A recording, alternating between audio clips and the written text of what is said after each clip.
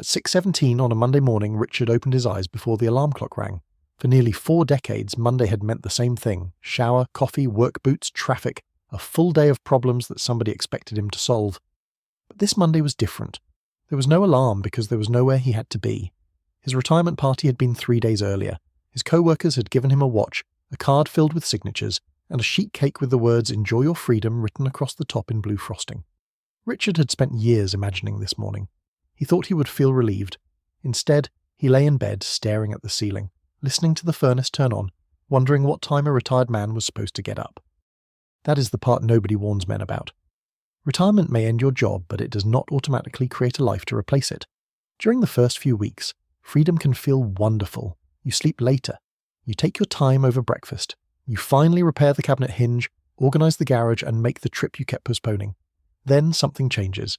The projects get finished. The congratulatory phone calls stop. Your former workplace continues without you. Monday begins to feel like Saturday, and Saturday no longer feels special. By the end of this video, you will understand why the first year of retirement can quietly shake a man's identity, marriage, health, friendships, and sense of purpose. More importantly, you will see how to build something many men never create. A retirement that is not merely an escape from work, but a life worth waking up for. Richard's story is a composite of experiences reported by many retired men. His name is not important. What happened to him is... For the first month, Richard treated retirement like a long vacation. He watched the morning news with a second cup of coffee. He drove to the hardware store when it was nearly empty. He took afternoon naps without feeling guilty. When an old co-worker complained about the new supervisor, Richard smiled and said, "Not my problem anymore." He had defeated the alarm clock. But around the 6th week, victory began to feel strangely flat. His wife, Linda, still had her own routine. She volunteered twice a week, met her sister for lunch, attended a book club, and managed parts of the household Richard had barely noticed while working. Richard assumed retirement meant they would spend most of their time together. Linda assumed Richard would build a life of his own. Neither one said this aloud, so Richard followed her from room to room asking what they were doing that day. He commented on how she loaded the dishwasher. He rearranged items in the pantry. He questioned why she drove across town for groceries when another store was closer. He believed he was helping. She felt as though a new supervisor had moved into her kitchen. This is one of the first surprises of retirement. When a man loses control over his professional world, he may unconsciously begin trying to control his domestic world. For years, his workplace gave him a territory. There were decisions that belonged to him, problems requiring his judgment, and people who recognized his experience. At home, those systems already existed without him. He may enter that world believing he is finally available, while his spouse experiences him as an unexpected disruption. Even a healthy marriage can feel strained when two people suddenly gain 40 or 50 additional hours together every week. Retirement does not create relationship problems out of thin air. It changes the amount of space those problems occupy. The disagreement that once lasted 10 minutes before work can now fill an entire morning. A habit that was mildly irritating on Sunday can become unbearable by Thursday. The answer is not emotional withdrawal. It is not living separate lives under the same roof. The answer is recognizing that retirement requires negotiation. How much time will you spend together? Which parts of the day belong to each person? What decisions are shared, and what areas should remain independent? A man who expects his spouse to become his entire schedule, social circle, entertainment system, and emotional support network places an impossible burden on the relationship. Companionship matters, but companionship works better when two complete lives meet, rather than one person being asked to fill the empty space left by a career, and that empty space is larger than most men realize. A job does far more than produce a paycheck. It tells you when to wake up. It gives your week a rhythm. It creates deadlines. It places people around you. It makes certain skills useful. It gives you stories to tell when someone asks what you did that day. Even the parts you hated served a purpose. Traffic created a boundary between work and home. Meetings forced interaction. Problems required concentration. Friday had value because Monday existed. Then retirement removes the entire structure at once. Many men prepare financially for retirement, but never prepare psychologically. They calculate pension income, social security, housing costs, taxes, insurance, and investment withdrawals. Those calculations are essential. But almost nobody asks an equally important question. What will organize your life when your employer no longer does it for you? Without an answer, freedom slowly becomes drift. The Bureau of Labor Statistics reported that Americans aged 65 and older averaged more than 7 hours of leisure and sports activity per day, in its analysis of 2023 time use data. More than half of that leisure time, about 4 hours and 18 minutes, was spent watching television. Socializing and communicating occupied only about 34 minutes. Television is not the enemy. A good movie, a ball game, or an evening program can be enjoyable. The danger begins when passive entertainment becomes the skeleton of your day. Morning news becomes afternoon news. One episode becomes 4. You know what is happening in Washington, on Wall Street, and in every criminal trial on television, but you have not spoken to another person since Tuesday. You are informed about the entire world and absent from your own life. Richard did not decide to become inactive. That is rarely how it happens. He simply stopped having reasons to move. At work, he climbed stairs, walked through buildings, carried equipment, crossed parking lots, and stood while talking to people.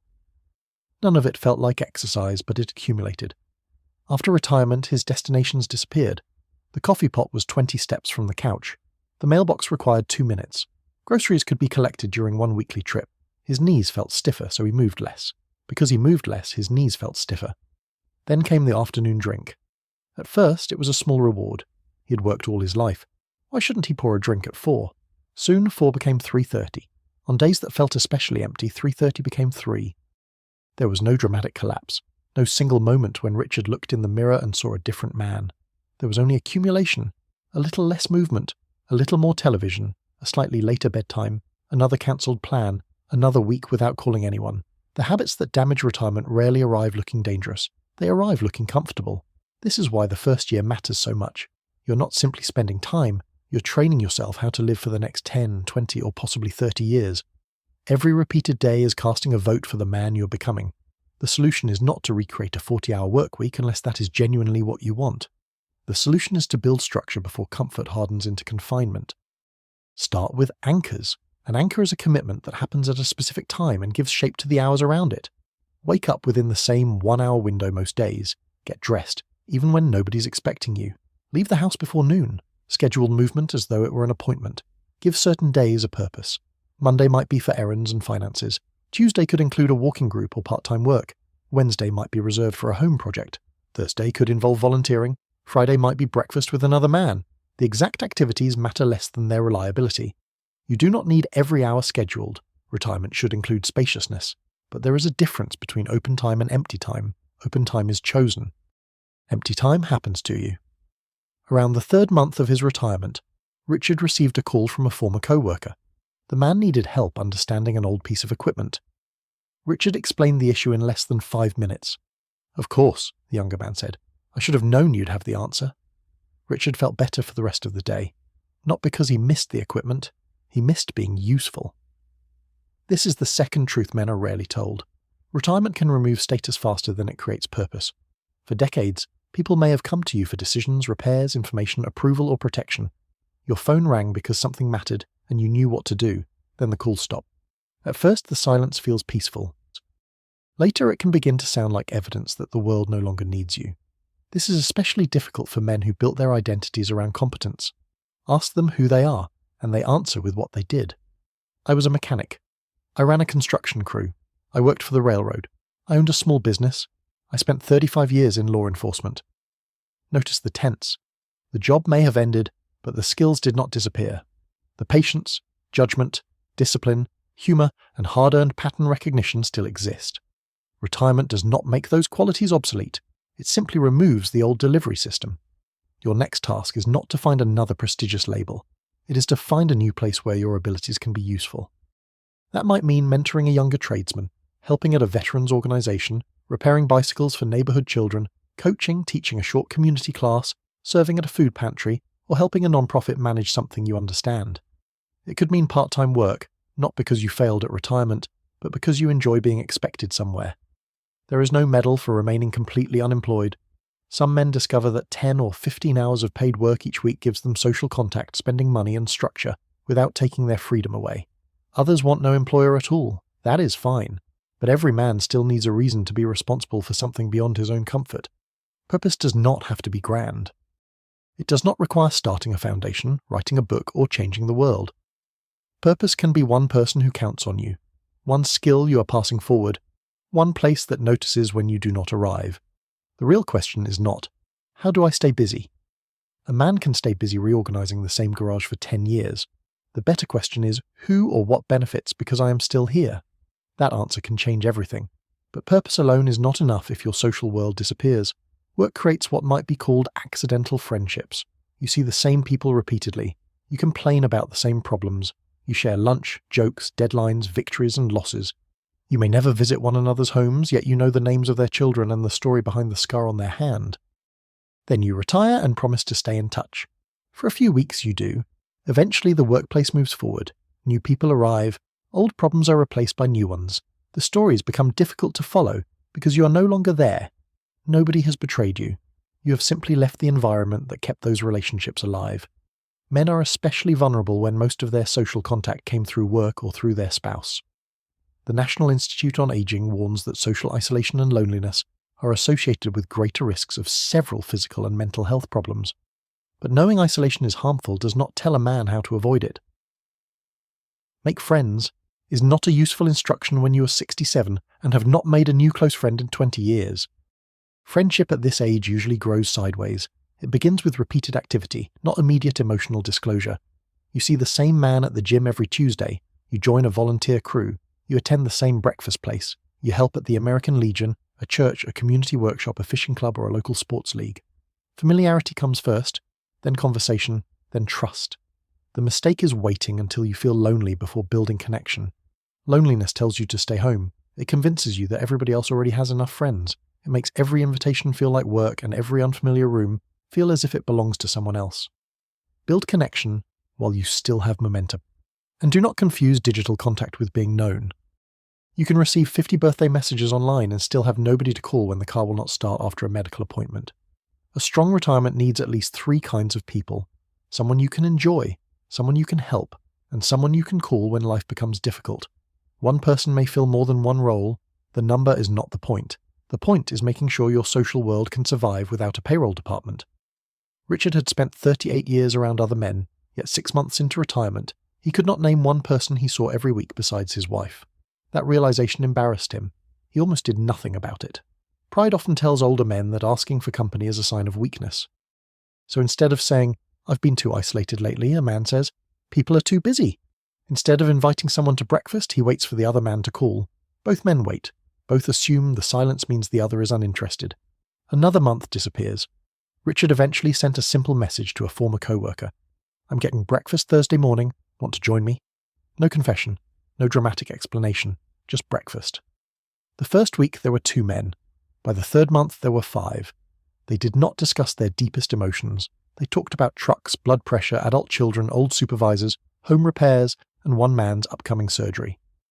But something important happened. Thursday became real again. That is what structure does. It turns time from a fog into a place you can stand. The first year of retirement also exposes something many men would rather avoid. The difference between pleasure and fulfillment. Pleasure asks, "What do I feel like doing right now?" Fulfillment asks, "What kind of day will I respect tonight?" Sometimes the answers are the same. A fishing trip can provide both. So can dinner with family, an afternoon in the workshop, or a long walk. But not always.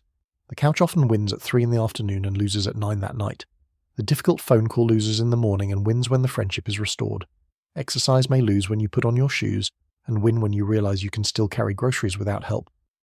A meaningful retirement cannot be constructed entirely from what feels easiest in the moment. Freedom without self-command becomes a smaller life. This does not mean every day must be productive. You have earned slow mornings. You are allowed to rest. You are allowed to enjoy a day that produces nothing measurable. But rest feels best when it follows engagement. If every day is rest, rest stops restoring you. It becomes waiting. At the beginning of his retirement, Richard thought the goal was to remove every obligation. By the end of his first year, he understood that the right obligations were exactly what made freedom valuable. He began walking 3 mornings a week. Not because he suddenly loved exercise, but because another man expected him at the park. He volunteered one afternoon each week at a vocational program, showing younger people how to use tools safely. He and Linda agreed that Tuesday and Saturday were their days to plan something together. The rest of the week, neither one had to serve as the other's entertainment director. He kept the Thursday breakfast. He also created one rule: no television before dinner unless there was a specific program he had chosen in advance. His life did not become spectacular. It became his. That distinction matters. Social media and retirement advertising may show you ocean cruises, expensive motorhomes, smiling couples on beaches, and and silver-haired men playing golf beneath a flawless blue sky. Those experiences can be wonderful, but retirement is not primarily a vacation. A vacation is enjoyable because it interrupts ordinary life.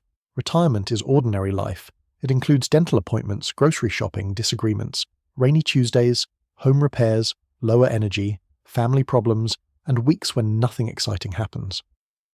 If your retirement plan depends on every day feeling like a vacation, ordinary life will feel like failure. Build something that works on a cold Wednesday in February. Build a life that does not require constant spending to remain interesting.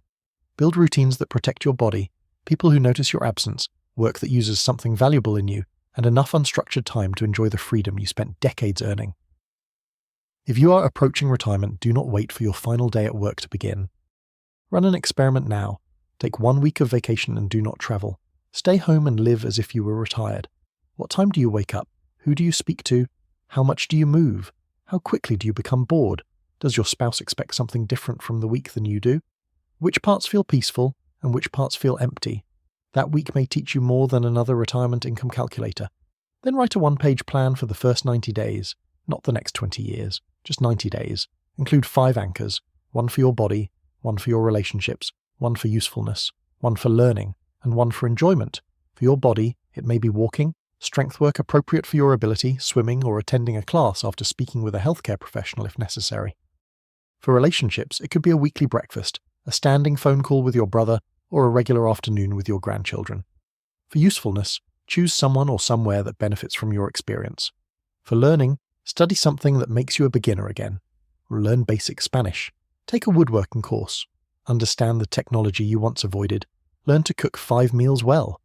Being a beginner protects you from believing that your best years are behind you. For enjoyment, choose something with no justification at all. Music, fishing, baseball, gardening, travel, restoring an old motorcycle, sitting outside with coffee before the neighborhood wakes up. A good retirement includes discipline, contribution, and pleasure. Remove any one of those and the structure becomes unstable. You should also discuss expectations with the person sharing your home. Do not merely ask, "What are we going to do when I retire?" Ask specific questions. How many meals do we expect to eat together? How much independent time does each person need? Will household responsibilities change? How much can each person spend without discussion? How often do we want to travel? What happens if one person wants activity while the other wants quiet? These conversations may feel unromantic, but silent expectations are far more dangerous. If you live alone, your plan becomes even more important. Nobody else will automatically notice that you stopped leaving the house, started skipping meals, or went 3 days without a meaningful conversation. Create systems before you need them. Arrange regular check-ins. Learn how to prepare simple meals. Keep medical and emergency information accessible. Know which neighbor has a key. Give people permission to notice if your normal pattern changes. Independence does not mean nobody knows where you are. Real independence is supported by preparation and connection. And if retirement begins to feel heavier than expected, if sleep, appetite, concentration, alcohol use, hopelessness, or withdrawal begin changing in ways that concern you, do not dismiss it as weakness or just getting older. Speak with a qualified healthcare professional. Retirement adjustment is real, but persistent suffering does not have to become your new identity. Asking for help is not evidence that you have failed at retirement. It is evidence that you intend to protect the years you worked so hard to reach. 1 year after his retirement party, Richard woke up again at 6:17 on a Monday morning. The room was still quiet. There was still no employer waiting for him, no supervisor, no time clock, no emergency requiring his judgment. But this time he did not stare at the ceiling wondering when a retired man was supposed to get up. He got dressed. At 7, he met another man for a walk. At 10, he had an appointment to help a student repair a lawnmower engine. That afternoon belonged to him. He might work in the garage, he might read, he might take Linda out for coffee. His calendar was not full. His life was. Richard finally understood what had been missing on that first Monday. It was not the job itself. It was rhythm, usefulness, connection, anticipation. Those things had once arrived automatically with a paycheck. Now he had learned to create them for himself. That is the real work of the first year of retirement. You're not learning how to stop working. You're learning how to stop letting work define the borders of your life. You're deciding which parts of the man you were should travel forward and which parts can finally be put down. Your title may disappear. Your experience does not. Your schedule may open. Your value does not evaporate with it. Your workplace may replace you, but that does not mean your remaining years are replaceable. You spent decades giving your best hours to responsibilities, deadlines, customers, companies, and people who depended on you. Now the responsibility is different. You must protect your health before comfort weakens it. You must protect your relationships before silence dissolves them. You must protect your curiosity before routine turns into retreat. Most of all, you must decide what deserves the time you have left. Retirement is not the end of your usefulness. It is the end of someone else deciding where your usefulness belongs. If you are retired, tell us your age, and the one thing that surprised you most during your first year. Your experience may be exactly what another man needs to hear tonight. And if you know someone preparing to retire, share this with him before his final day arrives, because a man should not spend 40 years preparing his finances for retirement, while giving no thought to the life waiting on the other side.